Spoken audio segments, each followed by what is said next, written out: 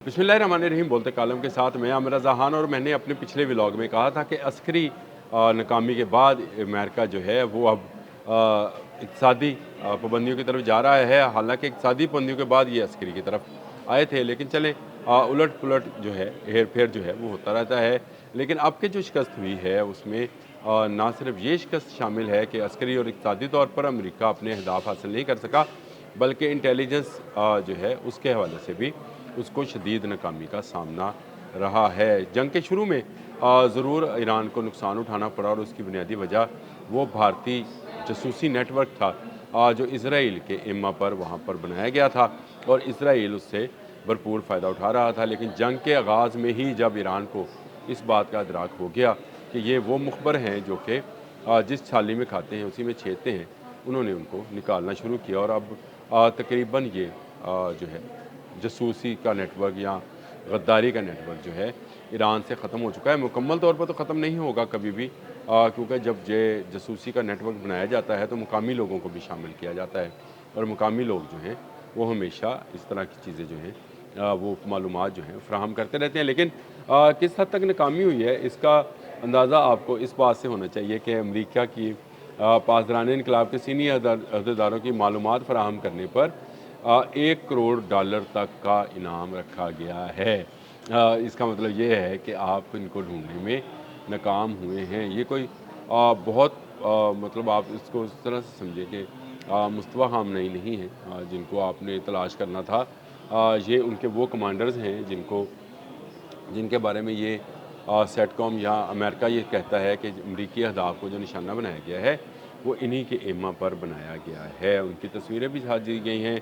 तो इसका मतलब ये है कि इन लोगों ने अपनी कायदाना सलाहियतों के ज़रिए पासदारान इनकलाब को अमरीका के उन अहदाफ को निशाना बनवा कर दिखाया है जिससे अमरीका की चीखें निकले। ये चीखें हैं जो $1 करोड़ की सूरत में सामने आई हैं। पाकिस्तान के हिसाब से अगर देखा जाए तो ये तकरीबन 2.5-3 अरब रुपया बनेगा, इतना ही बनेगा जिसका इन्होंने ऐलान किया है और कहा है कि ये वो लोग हैं जो कि पासदारान इनकलाब की अमेरिका के ख़िलाफ़ कमान कर रहे हैं। फिर इसमें पासदारान इनकलाब के कमांडर अहमद वहीदी शामिल हैं।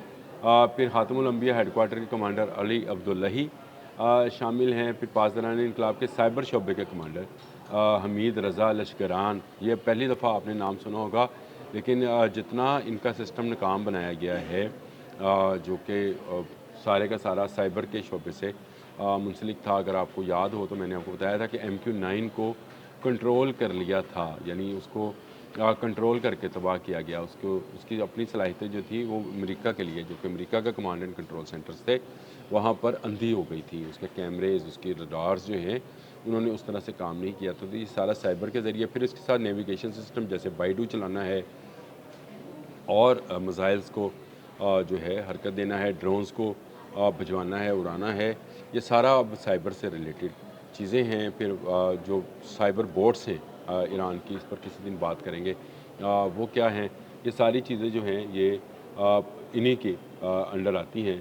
कमांडर हैं जी हमीद रज़ा लश्करियान। फिर इसमें सैयद आका जानी और मजीद हादमी के नाम भी शामिल हैं, ये भी पासदारान इनकलाब के हैं। ये सैयद आका जानी जो है ये फ़ज़ाई और हलाई फ़ोर्स के साबिक कमांडर थे, जबकि मजीद हादमी पासदारान के इंटेलिजेंस कमांडर हैं।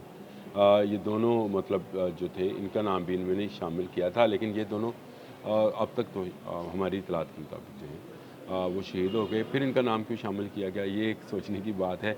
इसका मतलब है कि ये पहले तौर पे ज़हनी तौर पर जो थे वो तैयार थे। तो ये वो इंटेलिजेंस की नाकामी है जिसका अब इजहार किया जा रहा है कि $1 करोड़ ले लें और इनके बारे में जो बाकी लोग बचे हैं 3, इनके बारे में इतला दे दी जाए।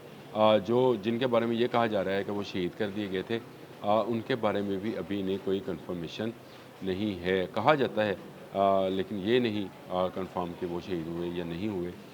ईरान ने अगर इक़्तिसादी और अस्करी तौर पर अमेरिका को नाकाम बनाया है तो उसने जासूसी के सिस्टम में भी अमेरिका को नाकाम बनाकर दिखाया है। अमेरिका और इसराइल और अमेरिका का CIA और मोसाद इसराइली जो हैं ये अब उसमें, और रॉ भारत का भी वो कामयाब नहीं हो पा रहे हैं। इसीलिए ये इनामी रकम का ऐलान जो है वो किया जा रहा है। लेकिन क्या कोई $1 करोड़ के लिए جو ہے ایران کے خلاف ایرانی کو جو ہے مخبری کرے گا کہ پاسدارانی انقلاب سے کوئی ان کو بڑی امید ہے کہ وہاں سے ان کو جاسوسی ملے گی، تو یہ اس میں بھی ناکام ہوں گے۔ یعنی اب 3 محاذ آپ رکھ لیں، ایک عسکری ہے جس میں ناکامی امریکہ کو ہوئی، پھر اقتصادی ہے جو پابندیاں عائد کی گئی ہیں، نئی پابندیاں، پرانی والی تو ناکام ہی ہے۔ اس کے بعد انہوں نے اب یہ ایک نیا حربہ استعمال کیا ہے اور لوگوں کو لالچ دینے کر کے یہ وہ انعامی رقم دیں گے اگر ان کی اطلاعات دی جائے گی، وہ پاکستانی تقریباً 2-3 ارب روپے اور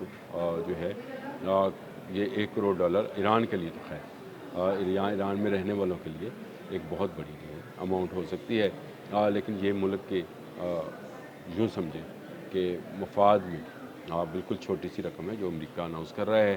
اصل میں امریکہ اپنی ناکامی کا اعتراف کھلے بندوں کر رہا ہے کہ اس نے اس کی انٹیلیجنس جو ہے اب پوری طرح سے فیل ہو چکی ہے، اس کے سیٹلائٹس تلاش کرنے میں ناکام رہے ہیں۔ میں نے 2 روز پہلے بھی ایک ولاگ کیا تھا جس میں نے یہ بتایا تھا کہ محسن رضائی نے یہ بتایا کہ ان کے جو میزائل سٹیز ہیں ان کو انہوں نے ان کی جگہ اتنی تیزی کے ساتھ تبدیل کی کہ امریکہ کو سمجھ نہیں آئی اور وہ پرانے ہی میزائل سٹیز کو دہانوں پر جو ہے بوم گراتا رہا۔ اصل میں اس کے میزائل اور اس کی بیٹریز، میزائل چلانے والے جو ٹرکس تھے وہ محفوظ رہے اور اسی وجہ سے انہوں نے یہ کامیابی حاصل کی۔ پھر میں نے ایک یہ بھی بات کی تھی کہ فتح 2 نے کیسے کامیابی حاصل کی اور کس طرح سے اس میزائل نے تباہی مچائی۔ تو مڈل ایسٹ میں امریکی اڈے اب بھی ان کے نشانے پر ہیں۔ انٹیلیجنس اگر دیکھی جائے تو ایران کی انٹیلیجنس نے امریکی اور اسرائیلی انٹیلیجنس بشمول را کے بھارتی انٹیلیجنس کو بھی شامل کر لیں، بیک وقت تینوں کو ناکام بنایا ہے۔ ایران کے پاس وہ تمام معلومات ہیں جس کا ذکر زیلنسکی نے بھی کیا تھا کہ رشین سیٹلائٹس اور چائنیز سیٹلائٹس جو ہیں ایران کو معلومات فراہم کرتے ہیں۔ تو اس کا مطلب یہ ہے کہ ایران کو تو معلومات مل رہی ہیں، ایران کے اندر کیا ہے امریکہ کو یہ معلومات نہیں مل رہی ہیں، اور یہ سب سے بڑی کامیابی اگر آپ سمجھیں تو یہ جنگ کے دنوں میں ایران کے پاس ہے کہ اس کی تمام قوت جو ہے وہ کہاں پر پوشیدہ ہے یہ کسی کو معلوم نہیں ہے۔ یہ ایک بڑی خبر تھی، میں نے کہا میں اس پر بھی آپ سے ڈسکس کر لوں۔ اس کے علاوہ اقتصادی پابندی والی خبر تھی وہ بھی آپ سے ڈسکس کر لی۔ ایران ہر آنے والے دن کے ساتھ ایک نیا سرپرائز جو ہے دیتا ہے، اور میرے لیے یہ بڑا سرپرائز ہے کہ امریکہ ناکام ہو کر اب دولت کا لالچ دے کر ایران کی وفاداری خریدنا چاہتا ہے، ایران کے لوگوں کی وفاداری خریدنا چاہتا ہے۔ اس محاذ پر بھی ان کو بڑی ناکامی ہوگی۔ ایران حالت جنگ میں ہے، ایران حالت جنگ میں تھا، ایران حالت جنگ میں رہے گا۔ آپ نے حماس اس کے کنٹرول میں تھی، اس کے کنٹرول میں ہے، اس کے کنٹرول میں رہے گی۔ یہ میں ہمیشہ آپ سے کہتا رہتا ہوں۔ امریکی انٹیلیجنس کو بری طرح سے ناکامی ہوئی۔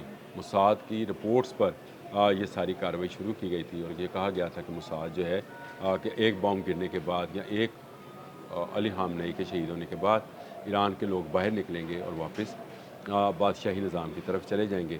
ایسا کچھ نہ ہوا، اس کا خود سے بھی امریکہ مشاہدہ کر چکا ہے۔ اسی لیے اپنی ناکامی کو چھپانے کے لیے اب وہ دولت کا سہارا لینا چاہتا ہے، ڈالرز دکھانا چاہ رہا ہے، لیکن ان ڈالرز کے بدلے میں کوئی ایرانی اپنا ضمیر فروخت نہیں کرے گا۔ اب تک کے لیے اتنا ہی۔ اللہ حافظ۔